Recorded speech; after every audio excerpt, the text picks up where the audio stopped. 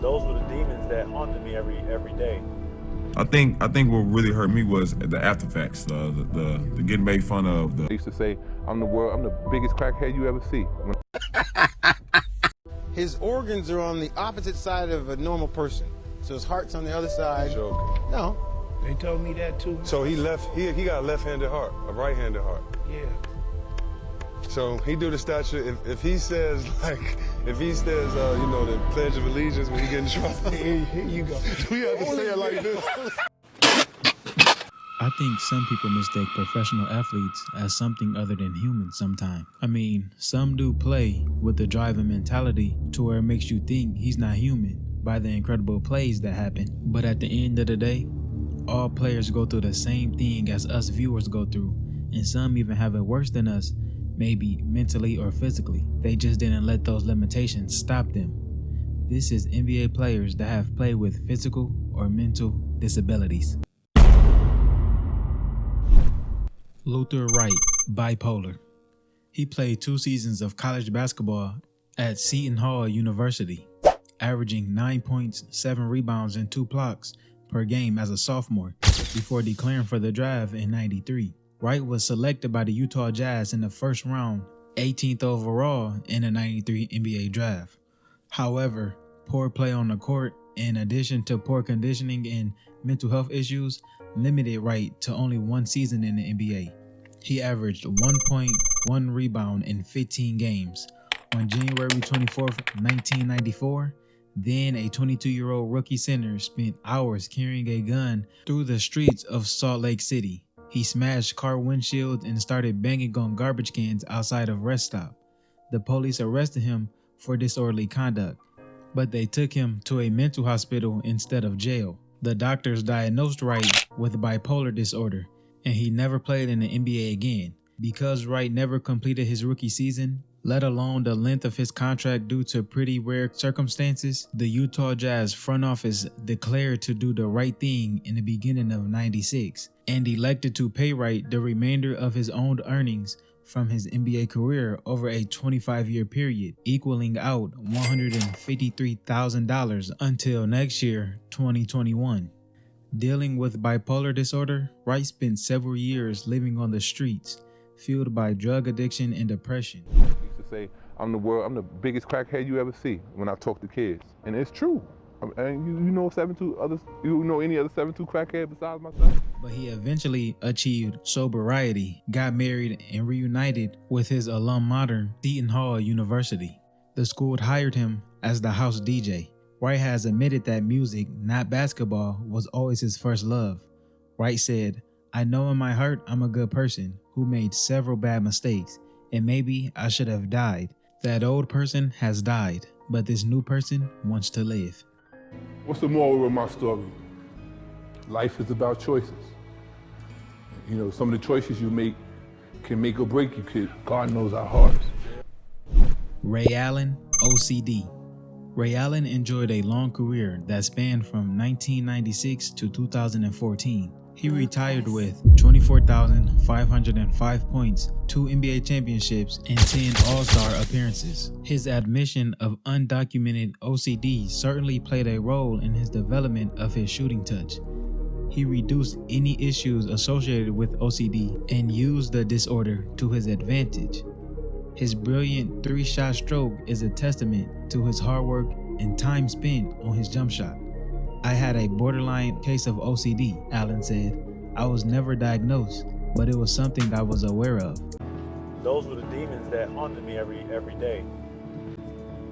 And a lot of times I was alone.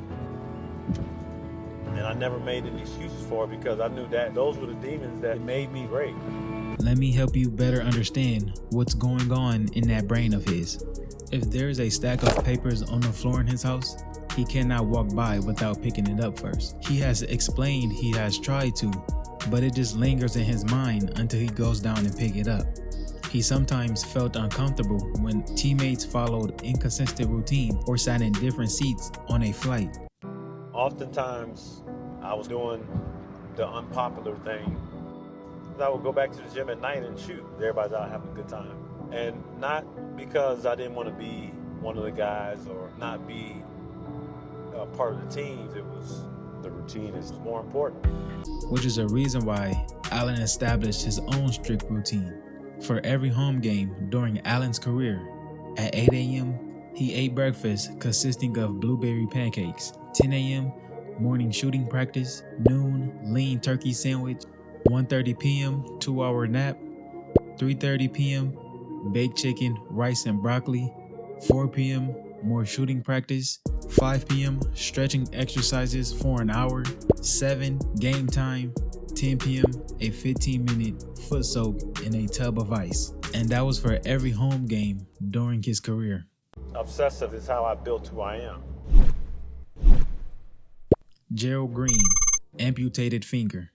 When attempting to dunk as a 6th grader while wearing his mother's class ring, he caught the ring finger of his right hand on a nail in a makeshift rim on a doorway.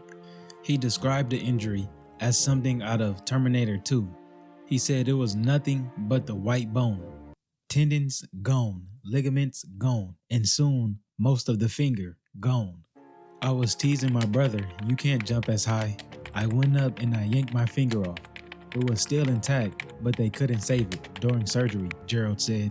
For years, he would attempt to hide his finger from classmates and other students so he wouldn't get teased. I think what really hurt me was the after facts, the getting made fun of, scared to talk about it because I was so ashamed of it, or always hide my hand in my pocket. That was the things that I had to go through. And as a little kid, obviously, kids like to make fun of you because, you have this or that. So it's something I had to go through, but it taught me to be who I am today. And then when selected in the first round of the 2005 NBA draft by the Celtics, came a moment of truth. Even early in my career, when I first got drafted out of high school, I was still ashamed about it. I bet you if you go back and look at the David Stern tape, when I go shake his hand, I have my right hand in my pocket. He tells me, take your hand out your pocket.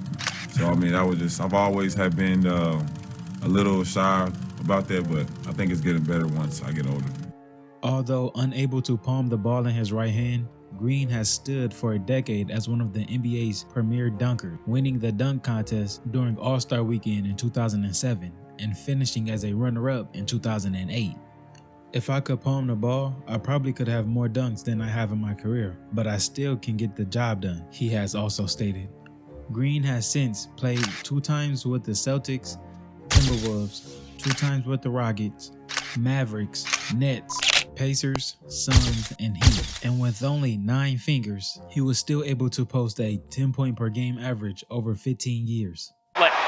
On the run, 2-on-1, Green the finish. Wow, the alley. He caught it, brought it down. Wow. Randy Foye, situs inversus. Randy Foye was born with a condition called situs inversus that caused him to be born with his organs reversed, meaning his heart is on the right side of his body and his liver is on the left. His organs are on the opposite side of a normal person, so his heart's on the other side. You're joking. No. They told me that too. So he got a left-handed heart, a right-handed heart. Yeah. So he do the statue. If he says the Pledge of Allegiance when he get in trouble, Here you go. we have to say it like this. Only 1 out of every 10,000 people have situs inversus, according to the U.S. National Library of Medicine, and the condition is not life-threatening. Foye has said he was lucky to be alive because his organs are a perfectly mirrored image of a natural system of human organs. Only if a few of his organs had swapped, it could have caused severe disability or even death. On June 28, 2006, Foye was selected 7th overall in the 2006 NBA draft by the Boston Celtics, but was immediately traded to Portland Trail Blazers, then later traded to Minnesota Timberwolves. Over his career, he played with Minnesota, Wizards, Clippers, Utah, Nuggets, OKC, and the Nets, and had a career average of 10 points, 2 assists, and 2 steals per game. In 2012, he set the Jazz record for most three-pointers in a season with 178, while shooting 41% from downtown. He's one of only 5 players with 400 or more attempts to shoot better than 40%.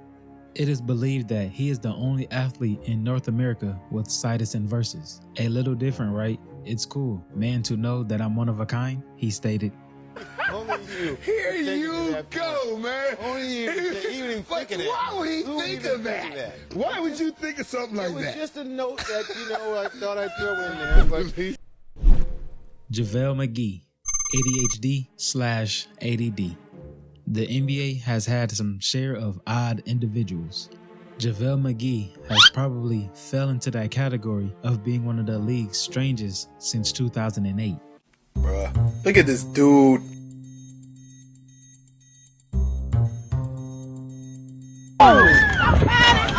But guess what? It is okay, because he has admitted that having ADD is fun. I have extreme ADD. They tried to put me on Ritalin, but I wouldn't take it. I just didn't want to take it. I was young. It was a long time ago. But yeah, it was definitely fun having ADD. It's extremely fun because I'm not boring. He explained about the cause. Magee might slam a dunk home and shift momentum of a game. And the exact next possession, he could run back on defense while his team still has the ball, which leaves Shaq to make extremely fun of him. Where the hell are you going? You're in there. Seriously, he runs back on defense. My main man thought he was playing make it, take it. Good shot. I'll take it out. Come on, man. That's right. We made What it. are you doing, man? Magee was the starting center at the University of Nevada. After his sophomore season, he averaged 14 points, 7 rebounds while shooting 53% from the field and 33% from the three-point range. He then decided to declare for the 2008 draft, where he was selected 18th overall by the Wizards and has since played with the Nuggets, 76ers, Mavericks, Warriors, and now the Lakers.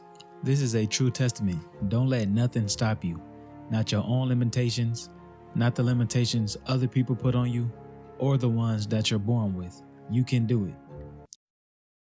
Thanks for staying this long. If you're still here, shout out to you. Also, don't go nowhere yet. Click these videos and I'll see you there.